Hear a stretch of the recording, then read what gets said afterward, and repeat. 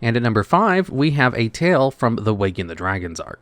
Occurring after Battle City, Dragon sees the reemergence of an ancient Atlantean sorcerer bent on destroying the world, like so many other Yu-Gi-Oh baddies. As an anime-only arc with no ties to the manga, it made a few controversial decisions, like the Pharaoh's use of the Silver Orcalcos and the bad guyification of Mai Valentine.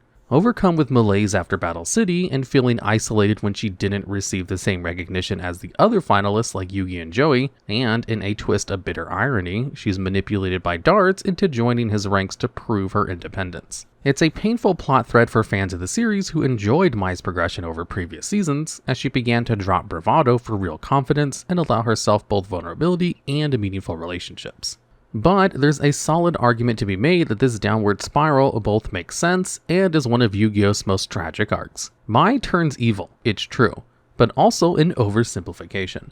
To contextualize her descent, let's zoom in on Mai as we meet her in Duelist Kingdom. She's a pro and making a name for herself without allies or assistance from anyone else. Her harpies might not be as strong as other beaters in the game, but she turns his weakness into power by swarming off-guard opponents with a vicious combination of elegant egotist and equip spells. Traps like Shadow of Eyes further exploit unbalanced enemies by refusing efforts to hide. Weaponizing weakness is a major Mai move, and her fierce independence evolved out of an isolated and orphaned childhood. Rather than break her, going solo becomes her thing, but this only takes her so far. Fine for less threatening foes like Rex Raptor, Mai finds herself out of her depth against Pegasus's Eliminator Panic. Observing Panic's cruelty, the Pharaoh steps in, wins a duel, and crushes Panic's mind, earning Mai's respect in the process. Later, she repays this favor when she inspires the bereft Yugi by intentionally throwing a grudge match against Taya to supply him with enough starships to enter the finals and save his grandpa. During their match in the semifinals, the Pharaoh remarks on how much Mai has grown. Her strategies have evolved, now incorporating powerful cards like Mirror Wall and Harpy's Pet Dragon. But even stronger evidence of Mai's growth is that she doesn't stoop to petty mind games. During her previous duel against Joey Wheeler, Mai pretended to have psychic powers, but was really just perfuming her cards with individual scents so that she could play without looking and psych her opponents out. It's a goofy gimmick, and I guess it worked for a while, somehow. But the Mai that throws down in the castle has outgrown her tricks in favor of real confidence in her ability to win. It's a really sweet story, actually, and continues in Battle City, where she's taking on the Amazonas cards, which emblemize her growing skill and self-esteem. But where Duelist Kingdom ended on a high note for Mai, Battle City would result in one of the cruelest twists in the entire series. For her first match in the finals, Mai gets paired against Merik Ishtar. Although he wields the most powerful Egyptian god, Mai doesn't let the big bad credentials of her opponents faze her. She's the best and she's going to win. But a game with Merik isn't just a game. Long since consumed by his darker half, Yami Merik is not content with mere cards, and the shadow game begins. Mai is stronger than she's ever been, but Yami Merik takes sick pleasure in tormenting his opponents. Soon the terms of their shadow games are revealed. Every monster carries the memories of someone from the duelist's life, and when that monster is destroyed, so are those memories. Merik gleefully shaves layers off of Mai's psyche. She forgets first Taya, then Joey Wheeler, one of her most important ties. It's like isolation in her past is reaching into the future to snatch her back. Merik knows this and loves it, and doesn't care about the useless cronies he sheds from his memory. But Mai isn't broken. She's been alone before, and Merik can't so easily erase all of her progress. In a wild play, Mai uses her Amazoness Chainmaster to steal Merik's god card, intending to summon it for herself. But as good as a duelist as she is, she's again out of her depth. Without foreknowledge of the Egyptian chant, Ra is locked into its sphere mode. Merik retakes control of his god and intends to obliterate the weakened Mai entirely with its Blaze Cannon attack.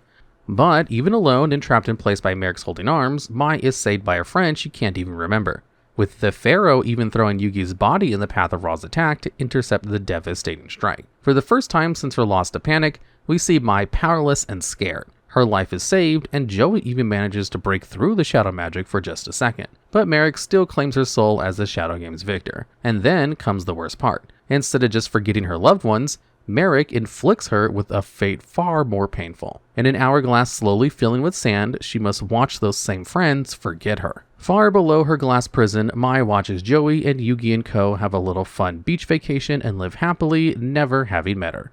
Ultimately, Yugi vanquishes Yami Merik and restores Mai to consciousness. But although she's grateful and her body is whole, her mind has suffered a dire wound. She was never as close to the gang as they were to each other, and in the days after Battle City, she tries to resume her dueling life, but no matter how many times she wins, her fame isn't recognized to the same degree as the other finalists. As a woman, she isn't used to receiving the same respect as her male counterparts, and she hates that, which is part of why Duelist Kingdom Mai weaponizes her femininity to get a leg up on men like Rex Raptor. But it hurts that after so much has changed, so much more is the same. And worse, she never really got out of the hourglass. The original run of the anime in Japan is a little clearer on this point than the Americanized version, but Mai suffers some actual trauma from her time in the Shadow Realm. But that's over, right? Well, her body was never trapped. It was always her mind. And when she flashes back, it's all happening again and again and again. Desperate to break this cycle, Mai goes back into survival mode and returns to her old mindset of independence at any cost. First, Merrick saw someone he could hurt, and then Dart sees someone he can use. And this is what eventually leads to Mai and Joey, bathed in the alien light of the Orichalcos, locked in a duel away from which only one can walk. In a show filled with friendship, power to overcome, this moment has teeth. It's jagged and it hurts. Mai is in pain and lashes out at Joey. It's not fair, but it's real. In time, Mai reaches her breaking point and the gang is able to get through to her, but it isn't clean. And even after the defeat of Darts, Mai knows she has some work to do before she can face the friends that saved her. She's alone again, but with a clear head. Like the game of Yu-Gi-Oh, life is not simple. Seldom cut and dry, life is uneven and sopping. Healing isn't linear, it's a stair step and sometimes a spiral, or even a dizzying fractal. Mai's progression during Waking the Dragons is uncomfortable, but that doesn't mean it's bad. Perhaps even incidentally, the Tragedy of Mai Valentine is one of Yu-Gi-Oh's most resonant stories, and this is more of a culmination rather than a single moment, but whatever, it's number 5.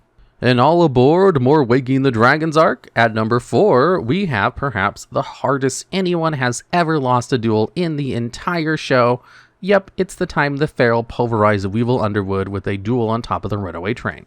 The saga of Rex and Weevil is basically the dueling equivalent of infinitely falling down an escalator. They were both champs when their competition was each other, but against pretty much anyone else they're toast. This is true for Duelist Kingdom, where Rex lost to Mai and Joey Wheeler, while Weevil instantly lost to Yugi. And for Battle City, where Weevil lost to Joey while Rex suffered a humiliating off-screen loss to Esparoba.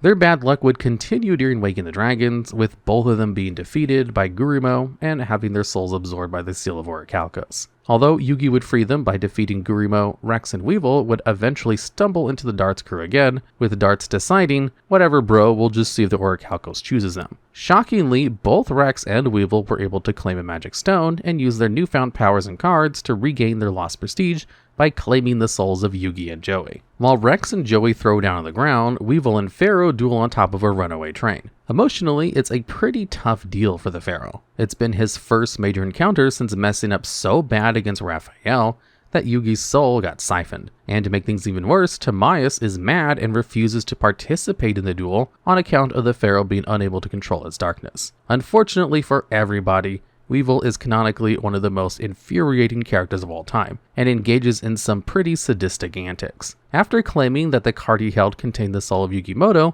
Weevil shreds what is in fact a useless Gogibori, and then laughs. The darkness within the Pharaoh roars, and by using Berserker's Soul, the Pharaoh has Breaker the Magical Warrior attack Weevil 7 times in a row after resolution. This would have been the resolution of the duel too, since Weevil had long since lost. But the wrathful Pharaoh just kept on attacking. In an echo of Yugi's match against Kaiba on the castle not so long ago, Taya is able to snap the Pharaoh out of his anger, and Breaker's 8th consecutive attack is called off, but it doesn't matter. The Pharaoh might have won the duel, but in his rage, lost a little more of himself, without which he has no hope of reuniting with the spirit of Yugi. Here we catch a glimpse of Yami without Yugi. Up until now, we've only seen the Pharaoh in good company.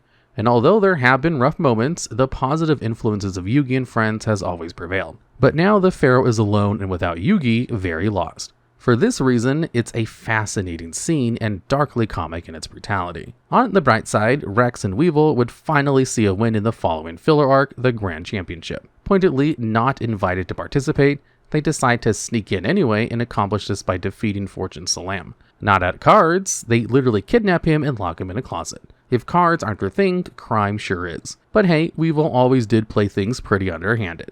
After Mai's loss to Merrick, morale is pretty low aboard the Kaiba Corp blimp. But one duelist unaffected by the emotional turbulence is Seto Kaiba himself, who cares more about cards than the welfare of his tournament's duelists, or all this weird magic stuff. And during the final match of the quarterfinals with him paired against Ishizu Ishtar, he earns his aloofness and number 3 in this list by overpowering Destiny. Through a wild butterfly effect, Ishizu caused the event cascade that would end with all 3 god cards and the power of the Pharaoh in play aboard the KC airship. By giving Kaiba Obelisk the Tormentor and informing him of the other 2 gods, she planted the seed that would grow into the entire Battle City tournament, which was basically a Yu-Gi-Oh! Honey Pop for rare hunters and Yugi Moto. But when Ishizu delivered Obelisk, she also told Kaiba that someday he would return the card to her. Kaiba of course finds this and any concept of predefined fate ridiculous. But Ishizu's Millennium Necklace grants her visions of the future and the steps she might take to bring about those outcomes. The plots of Kaiba and Ishizu culminate in the quarterfinals clash, where Kaiba sets a breakneck pace out of the gate of the duel, thoroughly demolishing Ishizu's deck with a mean crush card virus cannon combo, leaving her without any strong monsters or spells. But while this would finish most duelists, it is also a path that Ishizu has seen. By activating Exchange of the Spirit, she forces both duelists to swap decks in the graveyard, returning her best cards to her and leaving Kaiba with just 6. When Seto attempts to use Virus Cannon a second time, Ishizu counters with her Mugo Trap, and later sets Blast held by Attribute.